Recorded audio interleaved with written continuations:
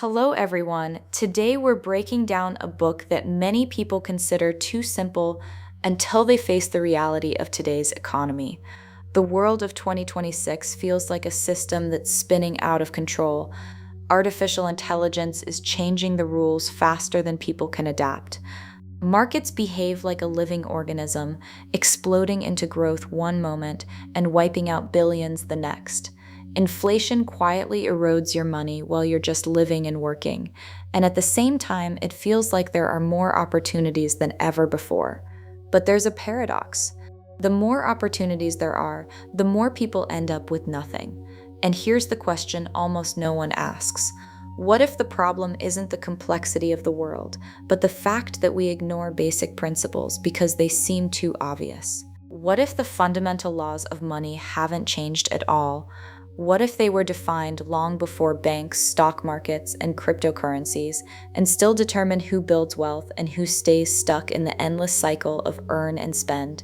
Today, we're taking The Richest Man in Babylon and looking at it not as a motivational classic, but as a system. Because behind its simple ideas lies a much harsher logic than it first appears.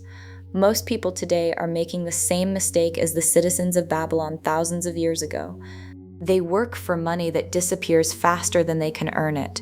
They increase their income, but never build capital. They chase fast opportunities instead of building a system.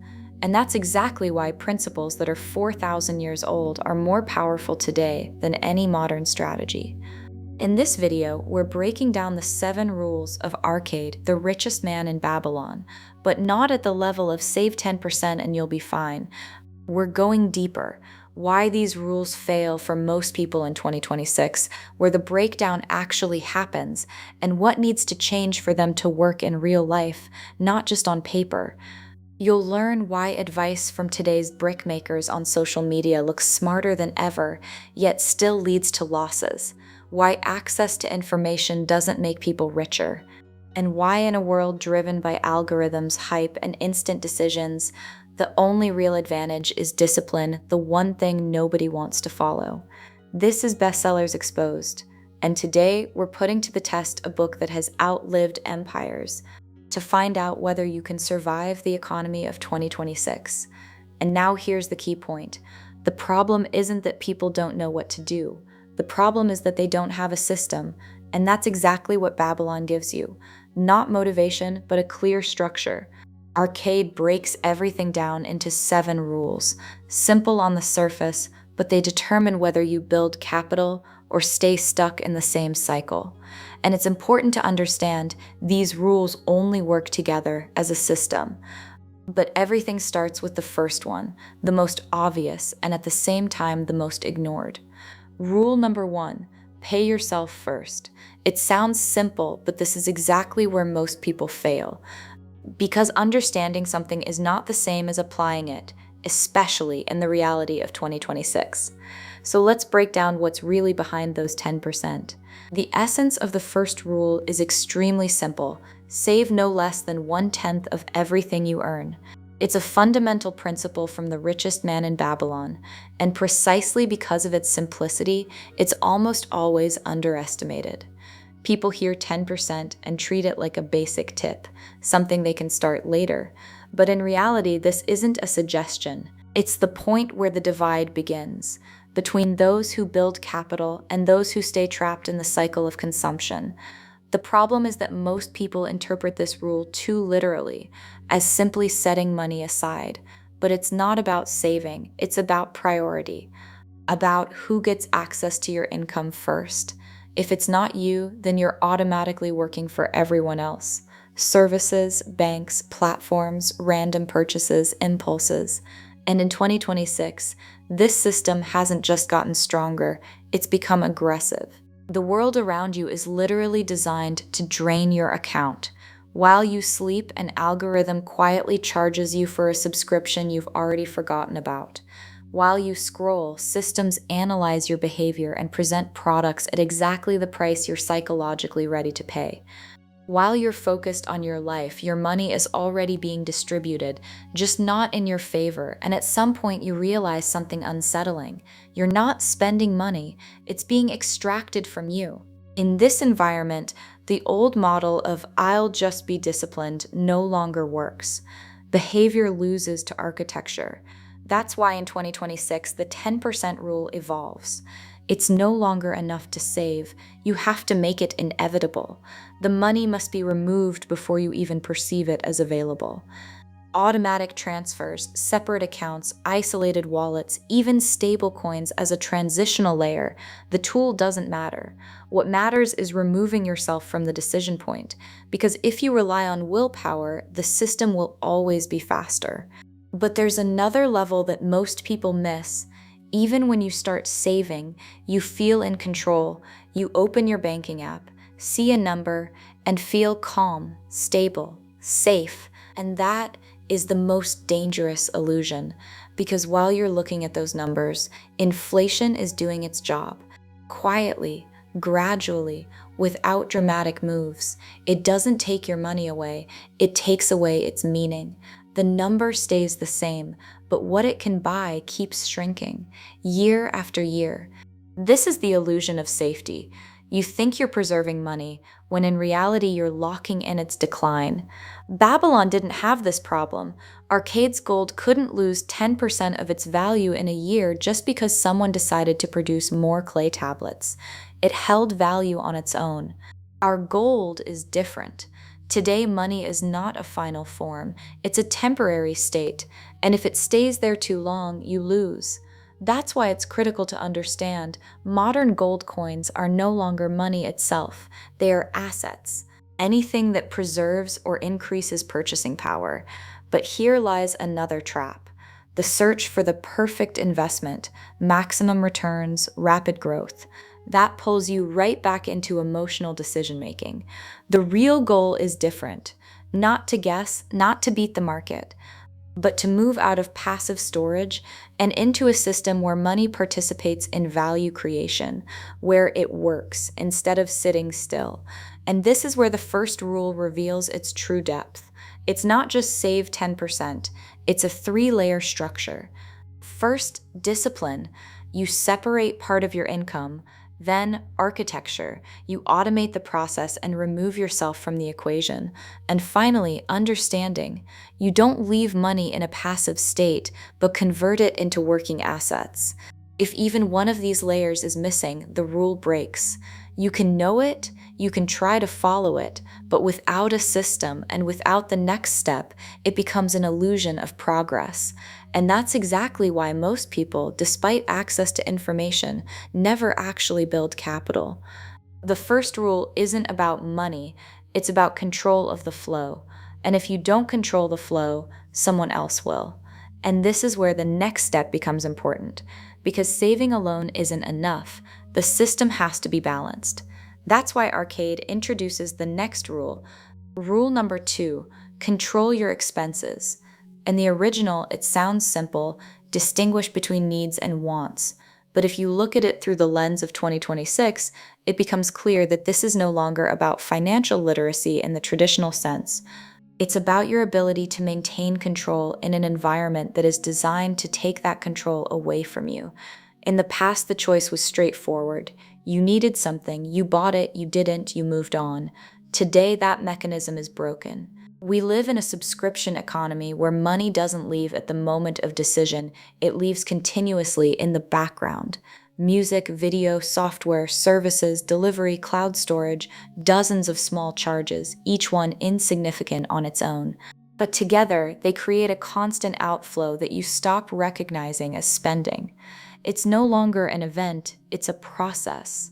And at this level, a key problem emerges. You lose your sense of boundaries. In the past, spending required effort, taking out your card, thinking, making a decision. Now it takes a single click or nothing at all. And while you live, work, scroll, money is already leaving. Not because you made a decision, but because the system is built that way. But subscriptions are only the first layer. The second layer is algorithms. They don't just show you products, they analyze your behavior, your mood, the time of day, your response patterns. They know when you're tired, when you're bored, when you're emotionally open. And in that exact moment, they present the perfect offer, not the best one on the market, the best one for you right now. And you don't perceive it as pressure. It feels like your choice. And this is where the shift happens. Wants start to feel like needs. You're no longer thinking, I want this. You're thinking, I need this. And this is exactly where the second rule breaks, because the line between what's necessary and what's desired is no longer clear. It's been deliberately blurred. At this point, the Babylonian idea becomes not just relevant, but radical. Controlling expenses today is not about budgeting or trying to cut back. It's about creating resistance, a conscious barrier between you and a system designed to monetize every second of your attention. If you don't set boundaries yourself, they will be set for you in the form of spending. And here, discipline stops being a weak, boring concept. It becomes a strategy. Because the only way to win this game is not to react faster than the algorithms, but to step out of the logic of constant reaction. This can take many forms: canceling unnecessary subscriptions, aggressively filtering services, introducing a pause before any impulsive purchase, limiting the channels that influence you. But the principle is the same. You take back the right to decide where your money goes. And that's the real meaning of the second rule. It's not about rejecting desires. It's about consciously choosing which ones you're willing to pay for. Because in a world where thousands of systems compete for your attention, your expenses are a direct reflection of who is actually making your decisions. And if you don't control your expenses, you don't control anything that comes next. And this leads to the next important point. Even if you've started saving and learned to control your spending, it doesn't mean you're moving toward wealth, because you can perfectly manage what you have and still stay in the same place. Money can sit, it can be preserved, but it doesn't grow. And in the reality of 2026, that means one thing: you're slowly losing. That's why the next step becomes critical. Rule number 3, make your money work for you. At the core of this principle is the idea of compound interest.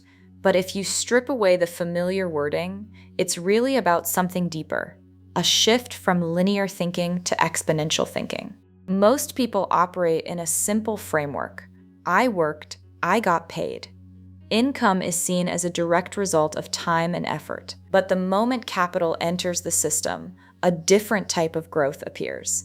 Money starts generating money, and then that money begins generating even more. In Babylon, this was straightforward. You lent gold at interest, and over time it came back to you increased. Then that larger amount would go back to work again. It was a slow process, but it created stable wealth. Today the tools have changed, but the principle remains the same. You have access to index funds that reflect the growth of the overall economy, dividend streams, digital tools like staking, where assets generate returns simply by participating in a system. Different forms, different risks, but the same logic. Capital should be in motion, not in waiting. And this is where a key mistake of modern thinking shows up. People know about compound interest, but they don't believe in it in practice, because it doesn't produce immediate results. In the first months, even years, the growth feels insignificant. It looks slow, boring, almost pointless. And against that, the market offers an alternative: fast money, sharp moves, opportunities that promise acceleration. As a result, people abandon long-term strategies and jump into short-term games where the probability of mistakes is much higher. But this is exactly where the power of the third rule reveals itself. Compound interest only works under one condition: time. It's unimpressive at the beginning, but becomes dominant later. After a few years, the difference between a system where money works and one where it simply sits becomes obvious. And over a 10-year horizon, that difference is no longer linear, it's exponential. Imagine two scenarios. In one, you simply save money and keep it in a passive state. In the other, those same amounts are gradually moved into assets that generate moderate but consistent returns, which are then reinvested. In the first couple of years, the difference is barely noticeable, but then the compounding effect kicks in. Returns are generated not only on the original amount, but also on the returns themselves. And at some point, The system starts growing faster than you can influence it manually. It's important to understand this isn't about finding the perfect instrument with the highest returns. That's another trap. It's about building a process where money is constantly at work. Even moderate returns with the right structure and enough time can produce results that are impossible to achieve through linear effort. That's why the third rule changes your perception of money. It stops being an end goal and becomes a tool. You're no longer just earning, you're building a mechanism that continues to operate independently of you. And that's the real shift, from dependence on income to control over capital. If the first two rules give you control and resources, the third turns those resources into a system of growth. Without it, saving remains just saving, without movement, without acceleration, without a future. And this leads to the next critical point. Even if you've started saving, controlling your expenses, and making your money work, that still doesn't guarantee results. Because money can not only fail to grow, it can be lost. And often this doesn't happen due to a lack of knowledge, but because of poor decisions. That's why the next step becomes essential. Rule number 4, protect your wealth from loss. In its original form, it's stated very clearly, don't invest in what you don't understand. And at this point, most people nod because it sounds obvious. But if you look at how people actually behave in 2026, it becomes clear that this is the rule that gets broken the most, even by those who have already passed the first 3 stages and consider themselves financially aware. There's a telling story in the book. Arcade entrusts his savings to a brickmaker named Asmuth, who goes off to buy rare jewels, and ends up losing the money because he doesn't understand what he's dealing with. This isn't a story about stupidity, it's a story about the wrong source of advice. Asmuth wasn't an expert in that field, and that's exactly why the gold was lost. Now bring that into 2026. The brickmakers didn't disappear, they just changed their form.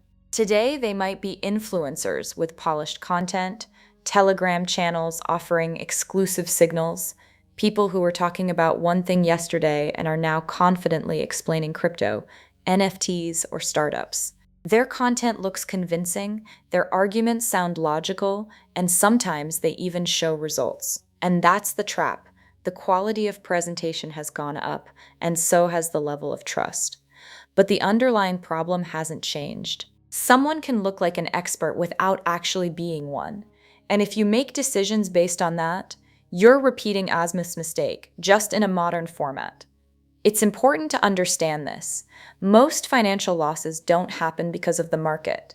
They happen because of psychology. The desire to speed things up, the fear of missing out, the feeling that everyone else is already making money, all of this pushes people into decisions that don't pass a basic filter of understanding. And the faster the information environment becomes, the stronger this effect gets. Algorithms amplify this pressure. You only see success stories, growth, examples of things working. You don't see the people who lost money. And this creates a distorted picture of reality, where risk appears much lower than it actually is. As a result, you enter an asset not because you understand it, but because it looks convincing. And this is where rule number 4 becomes more than advice. It becomes a defense mechanism. Not investing in what you don't understand is not about being cautious. It's about controlling risk. Because if you don't understand where the profit comes from, you also don't understand where the loss will come from. And if you don't understand the risk, you're not in control. That's why in 2026, you need a strict filter. Before any investment, ask a simple question. Where does the profit come from? If the answer is vague, based on expectations, emoji, or someone else's promises, that's a signal to stop. Not because the opportunity is necessarily bad, but because you're not in a position of control. It's also important to understand the difference between investing and speculation. Investing предполагает понимание механики и долгосрочную логику. Speculation is a bet on price movement without deep understanding.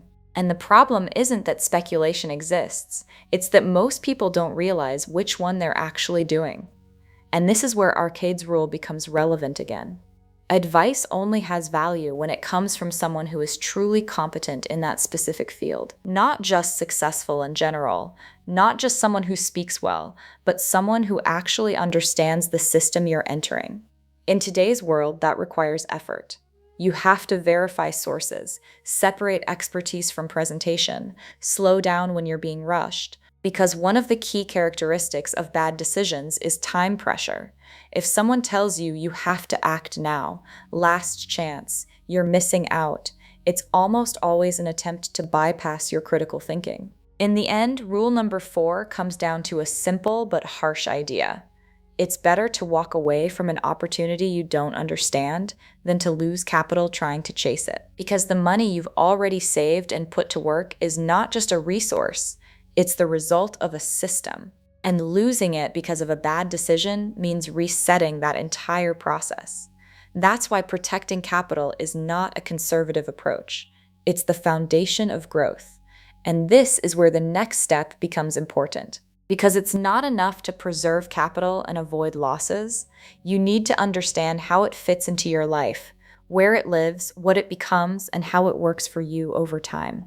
That's why Arcade moves to the next principle. Rule number 5, make your home a profitable investment. In its original form, the idea is simple. Own your home instead of paying for it forever. In Babylon, this meant stability, lower expenses, and building wealth through land ownership. But when you bring this principle into 2026, it becomes one of the most debated and misunderstood rules in the entire book. Because today, housing is no longer just a home, it's a financial instrument, a liability, and at the same time, a lifestyle choice. And the real question isn't whether you should buy or not. The real question is, does your decision increase your financial freedom or limit it? The traditional logic says, owning a home is an asset.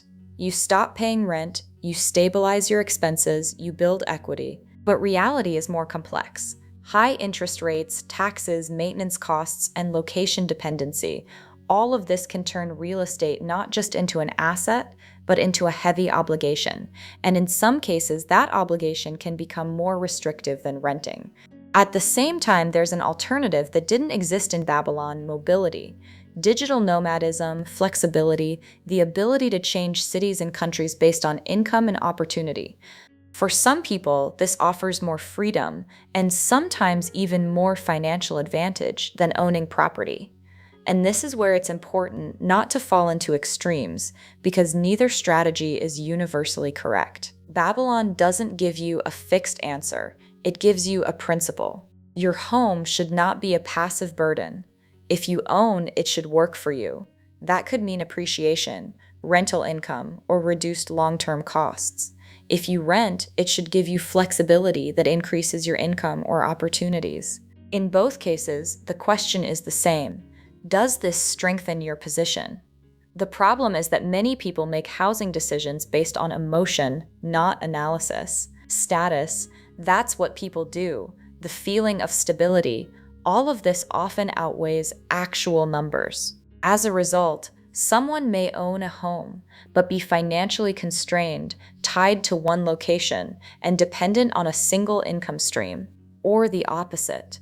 Someone may not own anything, but have liquidity, flexibility, and the ability to adapt quickly to changes in the market. That's why rule number 5 requires honest analysis. Not what is generally right, but what actually works in your specific situation. Because in 2026, ownership is not always an advantage, and renting is not always a weakness. If you reduce this rule to its essence, it sounds like this. Your largest expense should either decrease over time or generate value for you. Everything else is just a well-packaged liability. And only when housing stops being a burden and becomes part of your financial system does it start fulfilling the role Arcade described.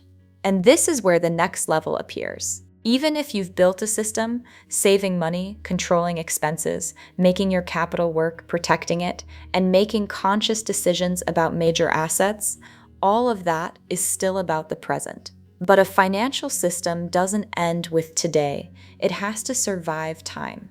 That's why Arcade moves to the next principle. Rule number 6, ensure income for the future. Originally, this was about retirement and protection against life's risks, making sure you could take care of yourself at a time when you could no longer work the way you used to. That idea still makes sense today. But in 2026, the concept of retirement as a system is no longer something reliable or guaranteed. The old model was simple. You work, you contribute to the system, and at some point, the system starts paying you. Today, that connection has weakened. Demographics are shifting. Pressure on pension systems is increasing. Rules can change, and the planning horizon is becoming less predictable. And this leads to one conclusion: responsibility for your future has effectively shifted onto you. But it's important not to see this as a problem. It's a change of role. You're no longer just a participant in the system, you're becoming its architect. And in this context, the sixth rule takes on a new meaning. It's no longer about saving for retirement. It's about building a personal fund that generates income regardless of whether you're working or not. That's a fundamental shift. Because savings are finite, income flow is a system. And this is where a key tool comes in: diversification. In Babylon, it was limited. Today, it's not. You can allocate capital across different types of assets, some more stable, some growth-oriented, some liquid, not to guess the future, but to reduce dependence on any single scenario. That's what creates resilience. Because in 2026, the future is not one predictable path. It's a range of possible outcomes. And your goal isn't to predict which one will happen, but to be prepared for multiple possibilities. It's also important to understand one more thing. Future income isn't just about investments, it's also about protection. Insurance, emergency funds, liquidity, everything that allows your system to survive unexpected shocks, because a single disruption, without protection, can erase years of progress. That's why the sixth rule is about stability over time, not maximum growth, not aggressive strategies, but the ability of your system to continue functioning regardless of circumstances. If you reduce it to its essence, it sounds like this: you need to build a structure where your future does not depend on a single variable, whether it's your job, the market, or a government system. Because the moment you depend on one thing, you become vulnerable. And this is where financial thinking moves to another level. You stop asking, how much money will I have? And start asking, what kind of income flow will support my life in 10, 20, or 30 years? And if that system exists, you control your future. If it doesn't, you're hoping for it. And this is where we reach the final level, because you can build a system, allocate capital, protect it, and even secure your future, but all of it rests on one foundation: your ability to generate income. Because every form of capital starts with a flow that you create yourself. And if that flow stops, the entire system begins to break down. That's why Arcade doesn't end with investments. He ends with the source of everything. Rule number 7, improve your ability to earn. In the original, this sounds like simple advice. Keep improving your skills, become more valuable, expand your opportunities. But in 2026, this rule operates on a completely different level, because the very nature of work is changing faster than ever.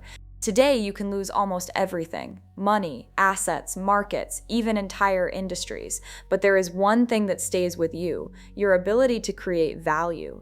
And that becomes the most important asset, the one that cannot be confiscated, wiped out, or instantly replaced.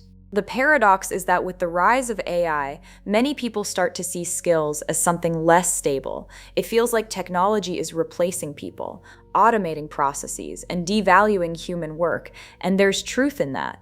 But what's really happening is not the destruction of value, it's the redistribution of it. Simple, repetitive tasks are disappearing, but the ability to think, adapt, combine knowledge, and make decisions under uncertainty is becoming more valuable than ever. And this is where a key distinction appears.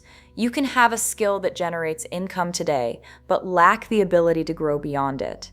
Or you can build a system of continuous development that allows you to adapt to any change. In the first case, you depend on the current state of the market. In the second, you can recreate your income stream even if everything around you changes. That's why development is not a one-time action. It's a process, and it has to be intentional. Not random consumption of information, not trying to learn everything, but a strategic focus on the skills that actually increase your value in the market. That might mean going deeper in your field, expanding into adjacent areas, or developing thinking, communication, and decision-making abilities. There's another important shift to understand. In 2026, access to knowledge is no longer an advantage. Information is everywhere. The real advantage is the ability to apply it faster and more precisely. And this is where the gap forms between those who simply know and those who actually earn. If you look at the entire system of rules, it becomes clear. The first six build the structure around money. But the seventh answers a more fundamental question. Where does money come from in the first place? Because without an income stream, there is no saving, no investing, no protection, and no future. In the end, rule number 7 comes down to a simple but uncompromising idea. Your most important asset is not money, not the market, and not any tool. It's you. And if you invest in your ability to earn with the same discipline as you invest in capital, you create a foundation that cannot be destroyed by external changes. That's why, in the age of AI, the winners are not those who try to protect themselves from change, but those who become faster than it. If you put everything together, it becomes clear the story of the brickmaker from The Richest Man in Babylon is not just an episode. It's a pattern that repeats itself over and over again, just in a different form.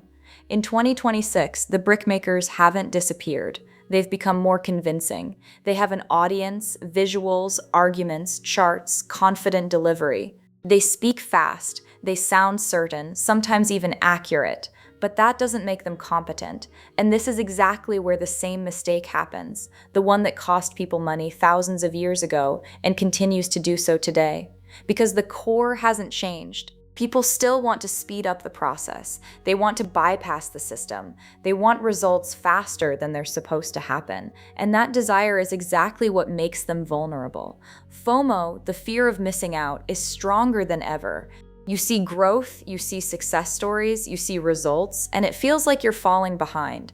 But you don't see the other side. You don't see the thousands of decisions that ended in losses, because algorithms don't show failure, they only show winners. And in this environment, the only thing that truly protects you is a filter of understanding, a filter of competence, a filter of time. If you don't understand where the profit comes from, you shouldn't go in. If someone makes money selling advice, it doesn't mean they make money in the market. If you're being rushed, it's almost always a signal to stop. There's another level many people ignore: security. In Babylon, gold could be stolen by force. In 2026, it's taken through inattention, phishing, hacks, fake interfaces, AI-driven attacks. If you're not protecting your assets, you're simply leaving them exposed. Your gold today is access, private keys, accounts, control. Lose access and you lose everything.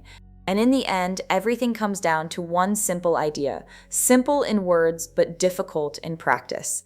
Better slow and controlled than fast and unclear, because capital is not built on luck. It's built on consistent, controlled actions.